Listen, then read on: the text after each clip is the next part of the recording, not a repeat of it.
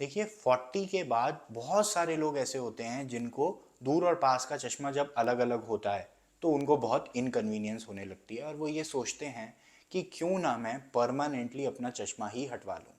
क्या ऐसा पॉसिबल है? यस।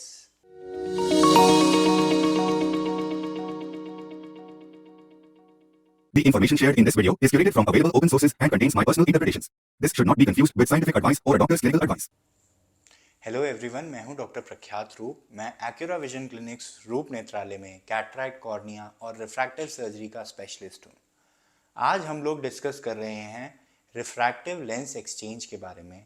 अगर आपने मेरी रिफ्रैक्टिव लेंस एक्सचेंज का पार्ट 1 नहीं देखा है तो प्लीज़ जाके पहले उसको देख लीजिए एंड फिर हम इस वीडियो को कंटिन्यू करेंगे। उस प्रोसीजर को हम कहते हैं रिफ्रैक्टिव लेंस एक्सचेंज। इस प्रोसीजर के अंदर हम क्या करते हैं, हम आपके नेचुरल क्रिस्टलाइन लेंस को ही रिप्लेस करके उसकी जगह एक आर्टिफिशियल लेंस डाल देते हैं। ये जो प्रोसीजर है, इसके बाद आपको दोबारा कभी आंख में कैटरैक्ट डेवलप होने की प्रॉब्लम या नज़र के दोबारा गिर जाने की प्रॉब्लम नहीं होती है। यानी कि ये एक परमानेंट सोल्यूशन है जो जिंदगी भर काम करता है। जब हम नेचुरल लेंस को रिप्लेस करके एक आर्टिफिशियल लेंस डालते हैं तो जाहिर सी बात है कि जो आर्टिफिशियल लेंस हम डाल रहे हैं वो सबसे इम्पॉर्टेंट चीज़ है हमारे लिए। यानी कि उसकी क्वालिटी या उसकी जो खूबियां हैं उनके बेसिस पे ही हम पूरी लाइफ देखने वाले हैं। तो उस लेंस के बारे में हम डिस्कस करेंगे कि आर्टिफिशियल लेंस, जिसको हम इंट्राऑक्यूलर लेंसेज बोलते हैं या IOL बोलते हैं, उसकी क्या क्या ऐसे वर्च्यूज या क्या क्या खूबियां हैं जिनके बारे में हमें पता होना चाहिए, जिसके बेसिस पे हमें अपना डिसीजन लेना चाहिए कि हम कौन सा लेंस डलवाएंगे। मैं पहले ही छोटा सा डिस्क्लेमर दे देना चाहता हूं कि ये वीडियो किसी कंपनी या किसी पर्टिकुलर लेंस को सपोर्ट करने के लिए नहीं है। हम सीधा साइंटिफिक और टेक्निकल डिटेल्स के बारे में बात करेंगे। हम किसी एक लेंस की, एक ब्रांड की मार्केटिंग करने के लिए यहाँ पे नहीं है। हमें जो समझना है वो ये है कि हमारी नीड के हिसाब से कौन सा लेंस बेस्ट रहेगा। तो ज़रूरी नहीं है कि एक लेंस सबके लिए बेस्ट होगा। और ये ही ट्रीटमेंट, ये ही तरीके से अप्रोच हम अपने क्लिनिक में अपने पेशेंट्स के साथ करते हैं और उनको समझाते हैं कि आप डिसाइड करिए आपके लिए कौन सा लेंस बेस्ट रहेगा। तो शुरू करते हैं प्रेस बायोपिया करेक्टिंग लेंसेज के बारे में। यानी कि जो लेंसेज के बाद चश्मा लगाने की निर्भरता कम हो जाए या ख़त्म हो जाए, ऐसे लेंसेज के बारे में। सबसे पहले ऐसे लेंसेज आए थे जिनको मल्टीफोकल लेंसेज कहा जाता था। ये रिफ्रैक्टिव टेक्नोलॉजीज पे बेस्ड थे, ये ऑब्सोलीट हो गए। यानी कि ये पहले आए, फिर इनके साइड इफेक्ट्स देखे गए आंखों में डालने के बाद और इनको यूज़ करना बंद कर दिया गया। उसके बाद आए डिफ्रैक्टिव बाईफोकल लेंसेज। एल्कॉन का एक लेंस आया था रीस्टोर, जो कि सबसे पहला डिफ्रैक्टिव बाईफोकल लेंस था और उसने पूरा ये डिफ्रैक्टिव ऑप्टिक्स का एक स्पेक्ट्रम खोल दिया इंट्राओक्यूलर लेंसेज में। बहुत पॉपुलर लेंस था, बट कुछ कमियों के कारण वो लेंस भी अब ज़्यादा यूज़ नहीं होते। अब जो लेंसेज कॉमनली यूज़ होते हैं वो हैं डिफ्रैक्टिव ट्राईफोकल लेंसेज और ईडॉफ लेंसेज और पैनफोकल लेंसेज। तो हम एक एक करके सबकी बात करेंगे। डिफ्रैक्टिव ट्राईफोकल लेंसेज क्या होते हैं? देखिए, ये ऐसे लेंसेज होते हैं जिनके अंदर दूर का, इंटरमीडिएट डिस्टेंस का और पास का, तीनों को रेटिना पे यानी आंख के पर्दे पे शार्पली फोकस करने की क्षमता होती है। यानी कि इनका एक रेंज ऑफ विजन होता है जो फुल स्पेक्ट्रम होता है, दूर से लेके पास तक का आप सब कुछ देख सकते हैं। इन लेंसेज के कुछ लिमिटेशंस होते हैं। ये लेंसेज डिफ्रैक्टिव टेक्नोलॉजी पे बेस्ड होते हैं। डिफ्रैक्टिव टेक्नोलॉजी जो होती है उसके अंदर हम लाइट को एक की जगह मल्टीपल फोकसेस में स्प्लिट करते हैं और इसको बनाने के लिए लेंस के अंदर कुछ रिंग जैसे एचलेट्स बनाए जाते हैं जिसको हम कहते हैं डिफ्रैक्टिव प्रोफाइल। ये जो डिफ्रैक्टिव प्रोफाइल होती है, ये अगर आप देखें लेंस की फोटो तो उसको, उसमें आपको ऐसे छल्ले रिंग जैसे दिखाई देंगे। इन रिंग्स की वजह से पेशेंट्स को रात के समय स्पेशली, दिन के समय भी होती है पर रात के समय में स्पेशली, लाइट्स के अराउंड विजन में प्रॉब्लम्स आती हैं। प्रॉब्लम्स क्या होती हैं? एक तो होता है घोस्टिंग, यानी कि एक की जगह मल्टीपल इमेजेस दिखाई देना। यानी कि कोई गाड़ी आ रही है तो एक गाड़ी, उसके साथ में उसकी लाइट, एक और इमेज, एक और इमेज, एक और, ऐसे बहुत सारी इमेजेस दिखना, इसको कहते हैं घोस्टिंग। दूसरा होता है स्टार बर्स्ट, यानी कि लाइट का फैल जाना, एकदम चौंधिया जाना जिसे कहते हैं वो। तीसरा होता है ग्लेयर एंड वैक्सी विजन, यानी कि वैक्सी विजन दिन में होती है। वैक्सी विजन का मतलब यह है कि जैसे मैं एक बटर पेपर या एक ट्रांसलूसेंट सी शीट के थ्रू लाइट को देख रहा हूं, यानी कि एक धुंध की चादर सी चढ़ी हुई है आंख के ऊपर, ऐसा दिखाई देना। ग्लेयर यानी कि बहुत चमक लगना। ये सारे प्रॉब्लम्स जो होती हैं रात को, कुछ लोग कहते हैं लाइटों के अराउंड ना जैसे पंखे होते हैं, टेबल फैन की जो रिंग्स होते हैं टेबल फैन के कवर में, वैसे छल्ले दिखाई देते हैं रोशनी के आसपास।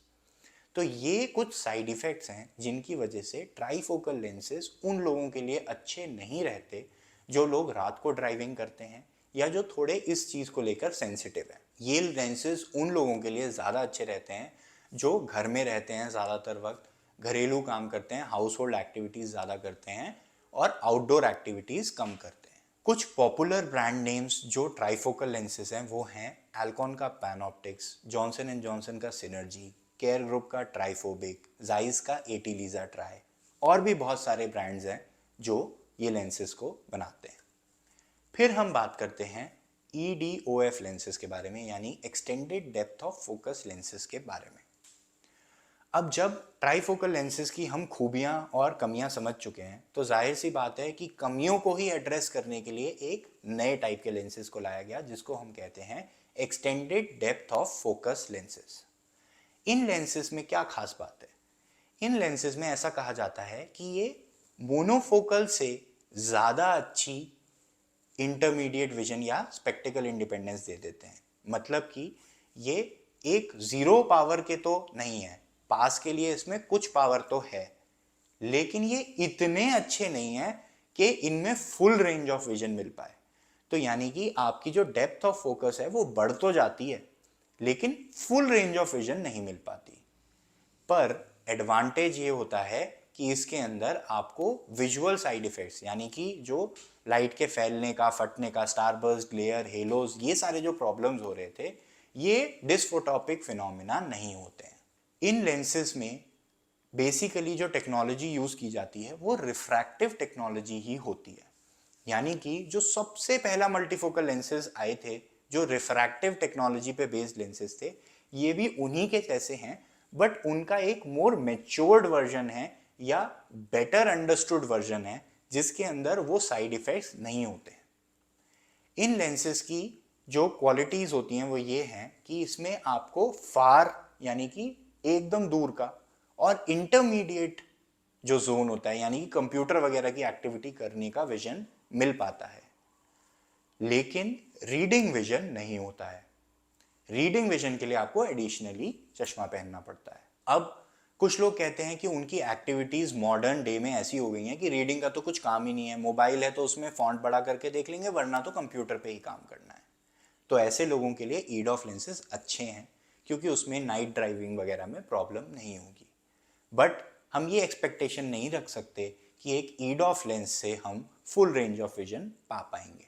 अब हम बात करते हैं EDOF लेंसेज की डिसएडवांटेज के बारे में। तो एक बात तो हो गई कि चश्मा जो है वो पास के लिए लगाना पड़ेगा, पर दूसरी जो कमी एक साइजेबल चंक ऑफ पेशेंट्स यानी कि कुछ परसेंटेज 10-15% पेशेंट्स में देखी जाती है, वो ये है कि जब हम एक्सटेंडेड डेप्थ ऑफ फोकस बनाते हैं तो जो हमारे डिस्टेंस की विजन की शार्पनेस है और उसका कॉन्ट्रास्ट है वो कम हो जाता है। यानी कि कुछ लोगों को क्रिस्प 6x6 विजन ना मिलकर 6:9 पे वो अटक जाते हैं या 6:9 पार्ट्स या 6:12 पे अटक जाते हैं। यानी कि उनकी दूर की विजन की क्वालिटी थोड़ी कॉम्प्रोमाइज हो जाती है। उसके एवज में यानी कि इन ल्यू ऑफ दैट एक ट्रेड ऑफ करके उनको दूर की विजन थोड़ी कम होके पास की या इंटरमीडिएट की थोड़ी विजन मिल जाती है। तो ये कुछ पेशेंट्स एक्सपीरियंस करते हैं इस प्रॉब्लम को, और इसकी वजह से EDOF लेंसेज भी एक आइडियल लेंस नहीं है सब लोगों के लिए। हाँ, जो लोग ड्राइविंग करते हैं, रात को आउटडोर एक्टिविटीज़ ज़्यादा करते हैं, रीडिंग का काम कम करते हैं, पास का काम ज़्यादा नहीं करने वाले हैं, उन लोगों के लिए ये लेंसेज ट्राइफोकल लेंसेज के कंपैरिजन में शायद बेटर रहेंगे। EDOF लेंसेज में जो पॉपुलर लेंसेज माने जाते हैं वो हैं एल्कॉन कंपनी का विविटी, जॉनसन एंड जॉनसन कंपनी का आई हांस और केयर ग्रुप का मैग्निफिसेंट। अगर हम इन 3 लेंसेज को भी देखें तो इनके अंदर सबसे ज़्यादा अच्छी जो इंटरमीडिएट विजन है वो विविटी और मैग्निफिसेंट में मिलती है। आईहांस जो है उसमें थोड़ी सी कम मिलती है, बट आईहांस एक पॉपुलर मोनोफोकल प्लस कैटेगरी में आजकल कहा जाता है, यानी कि लोग कहने लगे हैं कि ये ईडॉफ भी नहीं है और ये मोनोफोकल भी नहीं है, ये उन दोनों के भी बीच की चीज़ है। बट एनीवे वो एक ईडॉफ लेंस की तरह ही मार्केट किया जाता है, उसकी टेक्नोलॉजी टेक्निकली एक ईडॉफ लेंस जैसी ही है। देखिए मैं बहुत स्पेसिफिक हूँ टेक्नोलॉजीज़ को लेकर लेंसेज के बारे में, क्योंकि ये टेक्नोलॉजीज़ के ऊपर मैंने पर्सनली बहुत रिसर्च किया है। मैं अपने MBBS के टाइम से, यानी कि पिछले 7 साल से इन लेंसेज के बारे में रिसर्च करता आ रहा हूँ और ऑप्टिक्स पे काम करने के लिए मेरे पास एटलीस्ट 5 पेटेंट्स ऑलरेडी हैं और मेरे को American society of cataract and refractive surgery, यानी कि जो हमारी मेरी स्पेशलिटी की जो अमेरिकन सोसाइटी कांग्रेस है, वर्ल्ड की सबसे बड़ी ऑर्गेनाइजेशन है, उसके द्वारा 2 बार बेस्ट इनोवेशंस के लिए अवार्ड भी मिल चुका है। तो ये सारी जो टेक्नोलॉजीज हैं इन सबको लेके मैं बहुत पैशनेट हूँ और उनके ऊपर काफ़ी रिसर्च करता रहता हूँ। इनमें से काफ़ी लेंसेज के ट्रायल्स भी हमारे सेंटर में होते हैं जब ये आने वाले होते हैं मार्केट में। अब हम बात करेंगे पैन फोकल लेंस के बारे में।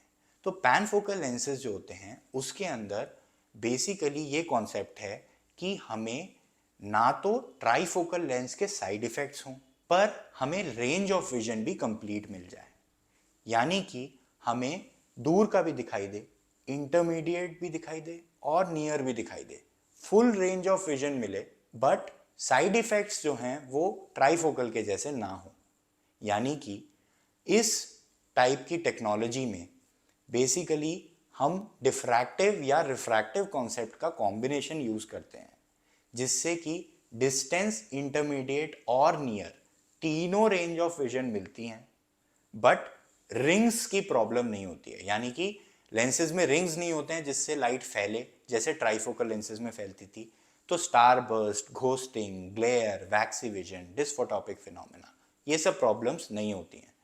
यानी कि नाइट ड्राइविंग में ये as comfortable as EDOF lenses हो जाते हैं और रेंज ऑफ विजन में ये as good as trifocal lenses हो जाते हैं।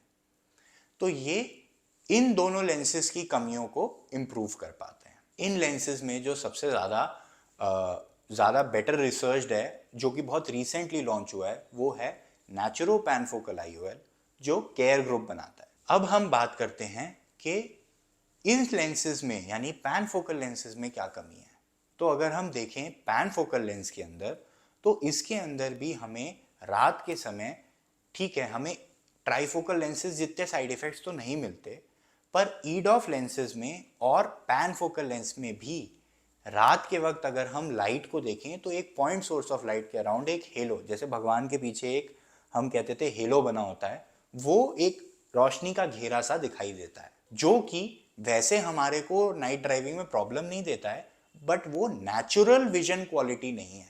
यानी कि ये हमारे जवानी के विजन जैसा विजन नहीं दे पाता है। इस पर्टिकुलर चीज़ पर कि हम नेचुरल विजन क्वालिटी दे पाएँ कंप्लीटली, इसके ऊपर काफ़ी ज़्यादा रिसर्च जारी है और मैं भी इसके ऊपर रिसर्च कर रहा हूँ। बट करंटली जो हमारे पास रिफ्रैक्टिव लेंस एक्सचेंज के लिए अवेलेबल ऑप्शंस हैं वो ये सब हैं और हम इनमें से ही अपने पेशेंट्स के लिए लेंसेज को चूज़ करते हैं। आशा करता हूँ कि ये वीडियो में आपको समझ में आया कि 40+ लोग भी चश्मा हटवा सकते हैं और हमेशा के लिए हटवा सकते हैं। आशा करता हूँ कि आप सब लोगों को हमारा साइंटिफिक कंटेंट पसंद आ रहा है।